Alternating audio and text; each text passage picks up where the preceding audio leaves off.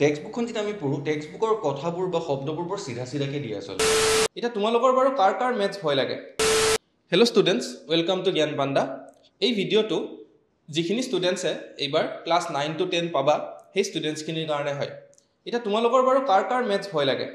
সকলোৰে অলপ হ'লেওতো মেথছ ভয় লাগেই চাগে হয়নে নাই কিছুমানৰ অকণমান বেছিকৈ ভয় লাগে কিছুমানৰ অকণমান কমকৈ ভয় লাগে ঠিক আছে আৰু লগতে ক্লাছ 10 পালা মানেই তোমালোকৰ মেট্ৰিক পৰীক্ষাও আহিল এতিয়া মেট্ৰিক পৰীক্ষাৰ কাৰণে তোমালোকে মেথছটোনো কেনেকৈ প্ৰিপেয়াৰ কৰিবা বা মেথছৰ চিলেবাছ কি এইবাৰ তোমালোকৰ কেনেকৈ তোমালোকে মেথছটো প্ৰিপেয়াৰ কৰিবা কেনেকৈ মেথছত তোমালোকে 100 out of 100 পাব পাৰা সেই বস্তুখিনিক লৈয়ে আমি আজি এটা ভিডিঅ' লৈ আনিছোঁ ঠিক আছে আমি আজি ইয়াতে কিছুমান মেথছৰ ষ্ট্ৰেটেজি আমি ক'ম লগতে কিছুমান তোমালোকক টিপছ দিম যিখিনি টিপছ তোমালোকে ফ'ল' কৰিলে মেথছত তোমালোকে 100 out of 100 পাব পাৰা তো প্ৰথমতে আমি তোমালোকৰ চিলেবাছটো চাওঁ আগতে যে তোমালোকৰ এইবাৰ মেথছত কি কি চেপ্টাৰ্ছ আছে ঠিক আছে তো সোনম ছাৰ আমি আগতে চিলেবাছটো চাই লওঁ হেল্ল' এভৰিৱান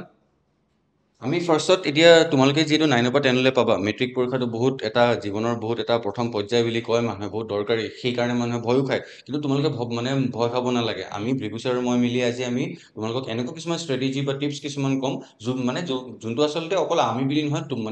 তোমালোকক কোনোবা ক'ব পাৰে কিন্তু আমি যোনখিনি ক'ম ভালকে শুনিবা ভালকে ফ'ল' কৰিবা নিশ্চয় তুমি মেথছত 100 upon 100 পাব পাৰিবা ঠিক আছে চিলেবাছটো চাওঁ হা আমাৰ যোনখিনি কিতাপৰ কণ্টেণ্টখিনি হয় তাত প্ৰথম চেপ্টাৰটো হ'ল বাস্তৱ সংখ্যা বা ৰিয়েল নাম্বাৰছ ইয়াত আমি সংখ্যাৰ লগত ৰিলেটেড বস্তুখিনি আমি শিকোঁ মানে হৰণ পূৰণ কৰাটোতো বাৰু বেছিক হয় কিন্তু এই অনুপাত কেনেকৈ ওলায় বা সমানুপাত কি হয় বা আমি লসাগু গসাগুৰ কথা হয়নে ছাৰ তাত আমাৰ ৰেচনেলাইজেশ্যন কৰাৰ কথাও আহে এই পৰিমেয়কৰণ মানে কৰা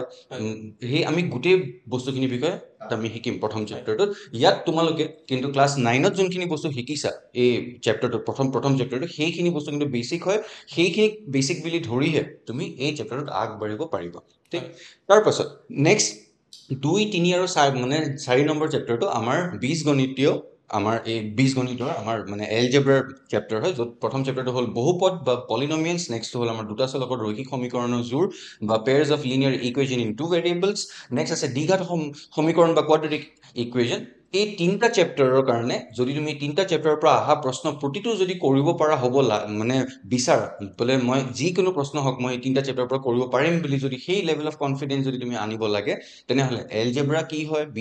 বীজগণিত কি হয় মানে তাত আমি কেনেকৈ এটা বীজগণিতীয় ৰাশি পাওঁ বীজগণিতৰ ৰাশি মানেনো কি হয় আচলতে বা বহুপদ মানে কি হয় হয়নে ছাৰ মাত্ৰা কথা বা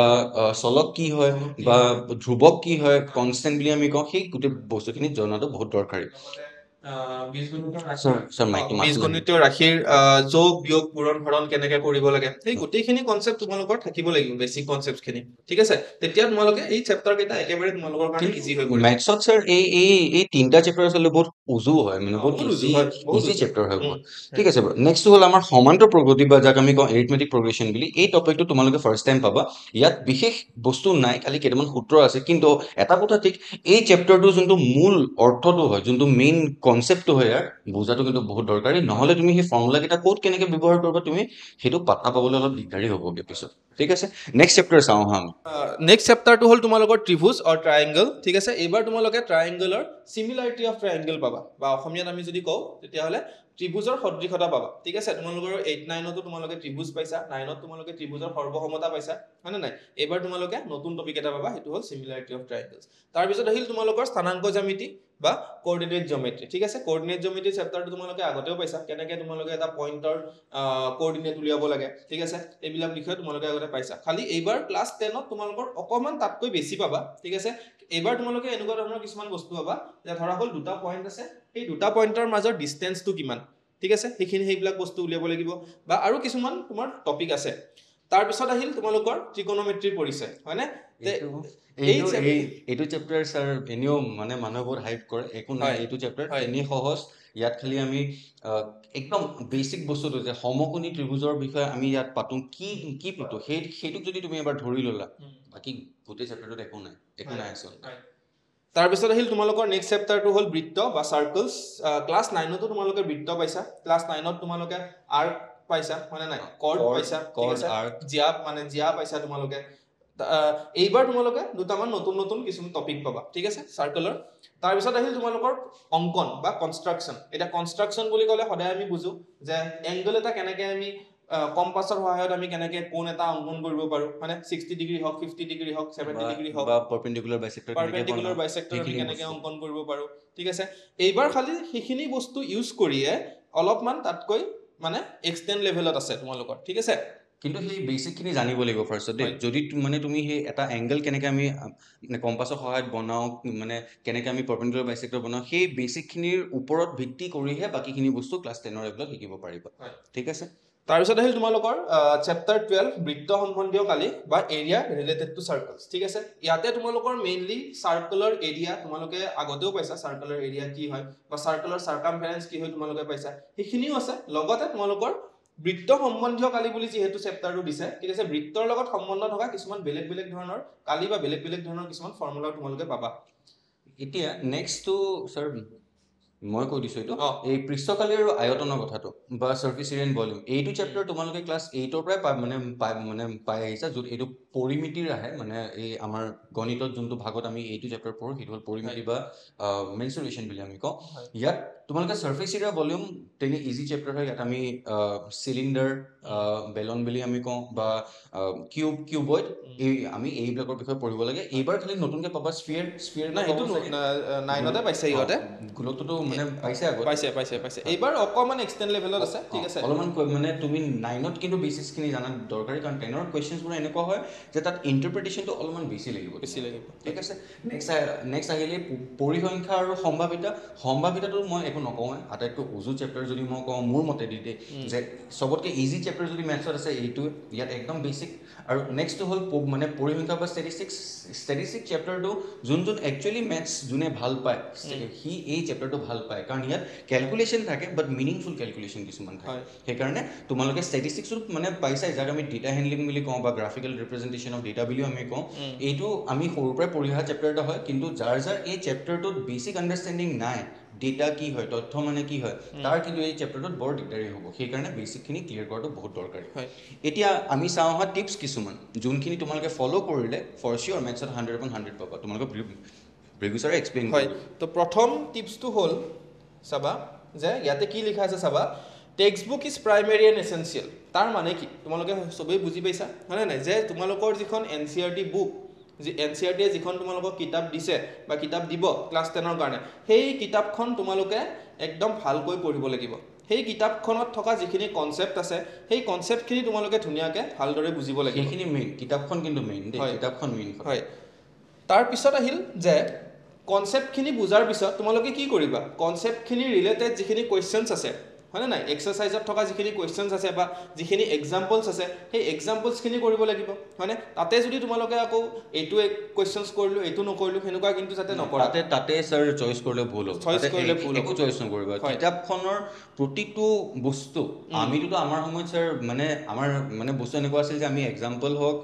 টেক্সট বুকৰ যিমান কুৱেশ্যন হওক আমাৰ টেক্সট বুকখন গোটেইখন মাথাত আছিলে হয় আৰু সেইটো কেনেকৈ আছিলে সেইটো গম পাম বাৰু আমি নেক্সট আমি চাওঁ নেক্সট টিপটো হ'ল যে practice MCQs and extra question এতিয়া কিতাপৰ বাহিৰেও তোমালোকে যিটো ক্লাছ 10 এবাৰ পালা ক্লাছ 10ত চেবাই নতুন নিয়ম আনিছে য'ত 45 মাৰ্কছৰ অকল MCQয়ে দি দিয়ে তোমাক তেনেহ'লে MCQ প্ৰেক্টিছ কৰিব লাগিল তোমালোকে তাৰপিছত MCQৰ লগতে এই কিতাপৰ বেছডত কিতাপৰ ওপৰত বেছ কৰিয়ে কিন্তু কিতাপখন মেইন কিতাপৰ ওপৰত বেছ কৰি তাত থকা কনচেপ্টবোৰ ওপৰত বেছ কৰি এক্সট্ৰা কিছুমান কুৱেশ্যনছ মানে যোনবোৰ তোমাৰ কাৰণে নতুন মানে য'ত সংখ্যাটো বদলি কৰি দিছে মানে প্ৰশ্নৰ পেটাৰ্ণটো অলপ বদলি কৰিছে ধৰণৰ প্ৰশ্ন প্ৰেক্টিছ কৰিব লাগিব ঠিক প্ৰথম 3টা আমি ক'লোঁ 4 নম্বৰটো আৰু আটাইতকৈ দৰকাৰীটো যে ৰিভিজন আৰু ৰেগুলাৰ প্ৰেক্টিছ অকল পঢ়ি গ'লেতো নহয় তুমি যোনখিনি বস্তু পঢ়িছা কিমান তুমি সেই বস্তুখিনিৰ আণ্ডাৰষ্টেণ্ডিংটো তুমি কেৰি অন কৰিছা মই মুখস্থ কৰিবলৈ কোৱা নাই কিন্তু সেই এটা বুজনিটো যোনটো তুমি এটা প্ৰশ্ন মানে তুমি যেতিয়া সমাধান কৰিছা ছল্ভ যেতিয়া কৰিছা কি বুজি তুমি সেই প্ৰশ্নটো ছল্ভ কৰিলা তাক তুমি যেতিয়া বাৰে বাৰে ৰিপিট কৰিবা সেই ধৰণৰ প্ৰশ্ন বেলেগকৈ যদি পৰীক্ষাত আহে তেতিয়া তুমি হেণ্ডেল কৰিব পাৰা হ'ব তেতিয়া ঠিক এতিয়া ইয়াত চাবা বস্তু এটা যোনটো মই পাৰ্চনেলি ন'টিছ কৰিছিলোঁ মোৰ টাইমত যে মই যেতিয়া ক্লাছ 10ত থাকোঁতে মই যেতিয়া টেক্সট বুকখন ছাৰ আপুনি চাগে মানে পাইছিলে তেনেকৈ টেক্সট বুকখন যেতিয়া আমি পঢ়োঁ টেক্সট বুকৰ কথাবোৰ বা শব্দবোৰ বৰ চিধাকৈ দিয়ে আচলতে আমি বুজিবলৈ এতিয়া আজিৰ দিনত বাৰু আমি বুজি পাওঁ শিক্ষকতা আমি কৰি আছোঁ বস্তুবোৰ বুজি পাইছোঁ কিন্তু সেই টেক্সট বুকখন চাই বুজি পোৱাতে অলপমান টান হয় আৰু তোমালোকক আমি সহায় কৰিব পাৰোঁ কেনেকৈ তোমালোকে জ্ঞান পাণ্ডাত জইন হ'বা ঠিক আছে জ্ঞান পাণ্ডা এপটো যদি ডাউনলোড কৰা নাই কৰিবা কেলৈ মই ক'লোঁ কাৰণ জ্ঞান পাণ্ডাত আমি ক্লাছ 10ৰ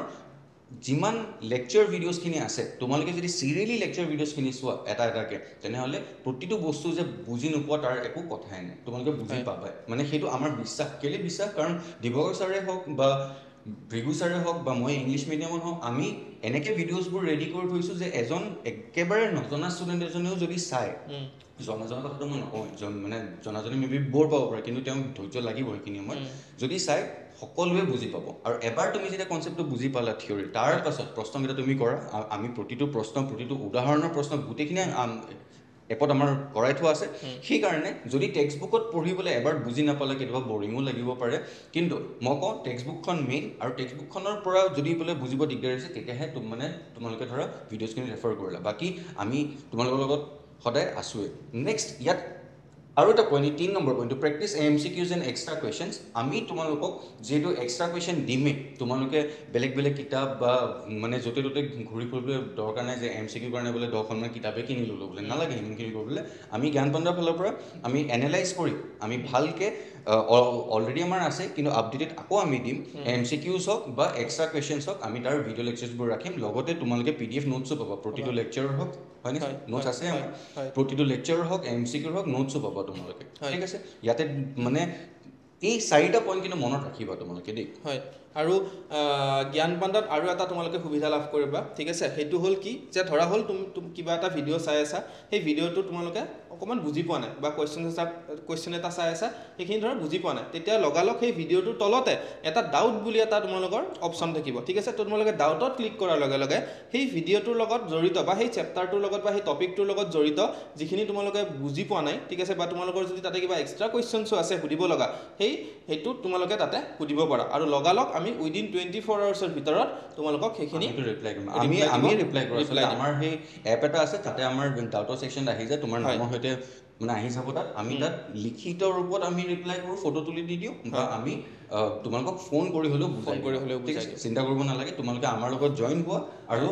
আমাৰ তাত যোনখিনি কণ্টেণ্ট আছে জ্ঞান পাণ্ডাত তোমালোকে যদি ভালকৈ চিনচিয়াৰলি ফ'ল' কৰা আৰু এই 4টা নিয়ম যে ক'লোঁ প্ৰেক্টিছ কিন্তু দেই লাগিব কৰিলে কোনো এনেকুৱা প্ৰশ্ন নাই যোনটো তুমি নোৱাৰা প্ৰতিটো প্ৰশ্ন তুমি পাৰিবা নিশ্চয় পাৰিবা তুমি চ' তোমালোকে জ্ঞান পাণ্ডা এপটো ক'ৰ পৰা ডাউনলোড কৰিবা হয়নে নাই সেইটো হ'ল তোমালোকৰ যে গুগল প্লে ষ্ট'ৰত গৈ তোমালোকে জ্ঞান পাণ্ডা এপ বুলি তাতে তোমালোকে চাৰ্চ বাৰত চাৰ্চ কৰিবা তেতিয়া তোমালোকৰ এনেকুৱা এটা লগ' থকা এটা এপ পাবা আৰু সেই এপটো তোমালোকে ডিৰেক্টলি তাৰ পৰা তোমালোকে ডাউনলোড কৰিব এই লগ'টো চাই ল'বা কিন্তু দেই ভালকৈ জ্ঞান পাণ্ডা এপ বুলি গুগল প্লে ষ্ট'ৰ গৈ টাইপ কৰিবা তাৰপিছত এই লগ'টো য'ত পাবা সেই এপটোকে ডাউনলোড কৰিবা আৰু যদি বোলে দিগদাৰী পাইছা তেনেহ'লে এই QR ক'ডটো মানে ভিডিঅ'টো পজ কৰি ল'বা দেই এই QR ক'ডটো স্কেন কৰি পিনে তোমালোকে ডাউনলোড কৰিব পাৰা আমাৰ এপটো ঠিক আছে আৰু লগতে যদি ইমানখিনি কৰোঁতে যদি কিবা দিগদাৰী পোৱা তেনেহ'লে তোমালোকে আমাৰ এই ফোন নম্বৰটো আমাৰ এইটোৱে অফিচিয়েল নম্বৰ হয় দেই 6000474592 ইয়াত তোমালোকে কল কৰি তোমালোকৰ যিকোনো প্ৰশ্ন বা মানে তোমালোকে জ্ঞান পাণ্ডা এপটো ডাউনলোড কৰাৰ পিছত মানে তোমালোকে জইন হ'বলৈ বা এডমিশ্যন ল'বলৈ যদি কিবা দিগদাৰী পোৱা সদায় এইটো নম্বৰতে আমাক কল কৰিবা ইতিমধ্যে ক্লাছ 10ৰ নামভৰ্তি চলি আছে এডমিশ্যন চলি আছে আৰু বিভিন্ন ধৰণৰ আমাৰ অফাৰ চলি আছে তো তোমালোকে অফাৰখিনি গ্ৰেব কৰিবৰ কাৰণে সোনকালে এই নাম্বাৰটোত কল কৰা আৰু ধুনীয়াকৈ এডমিশ্যনটো লোৱা আৰু আমাৰ লগত জইন হোৱা কওকচোন আপুনি কওকচোন চ' শেষত আমি এইটোৱে ক'ম যে যিখিনি তোমালোকে ষ্টুডেণ্টছে ক্লাছ 10 এইবাৰ পাবা বা বহুতৰে চাগে এক্সাম শেষ হৈছে বা কিছুমানৰ এক্সাম চলি আছে বা চলিব ঠিক আছে যিসকলৰ চলিব সেইখিনিৰ কাৰণে ক্লাছ 9ৰ এক্সামৰ কাৰণে তোমালোকক অল দ্য বেষ্ট ভালকৈ এক্সাম দিয়া থাকিল তোমালোকলৈ হয় আৰু ক্লাছ 10 তোমালোকে ক্লাছ 10ততো ভালকৈ পঢ়িবই লাগিব যিহেতু মেট্ৰিক আহিলে মানে নাই মেট্ৰিক তোমালোকে দিবই লাগিব মেট্ৰিকত ভাল ৰিজাল্ট এটা কৰিবই লাগিব ঠিক আছে তো ভালকৈ তোমালোকে যাতে যত্ন কৰা আৰু যদি কিবা দিগদাৰী পোৱা আমি সদায় তোমালোকৰ লগত আছোঁ তোমালোকে জ্ঞান পাণ্ডা এপটো খালি ডাউনলোড কৰি ল'বা আৰু আমাৰ লগত জইন হৈ লোৱা তাৰপাছত তোমালোকে নিশ্চয় এটা ভাল ৰিজাল্ট পাবলৈ সক্ষম হ'বা মেথছত এটলিষ্ট 100ৰ ভিতৰত 100 আনিবলৈ আমি চেষ্টা কৰিম যিমানখিনি কৰিব লাগে তুমি তোমাৰ ফালৰ পৰা চেষ্টা কৰিবা কাৰণ আমি যদি তালি এটা বজাব লাগে এখন হাত দি আমি বজাব নোৱাৰোঁ চেষ্টা দুইফালৰ পৰা লাগিব আমি আমাৰ চেষ্টা কৰিম তোমালোকে তোমালোকৰ ফালৰ পৰা চেষ্টা কৰিবা ধন্যবাদ তোমালোক থেংক ইউ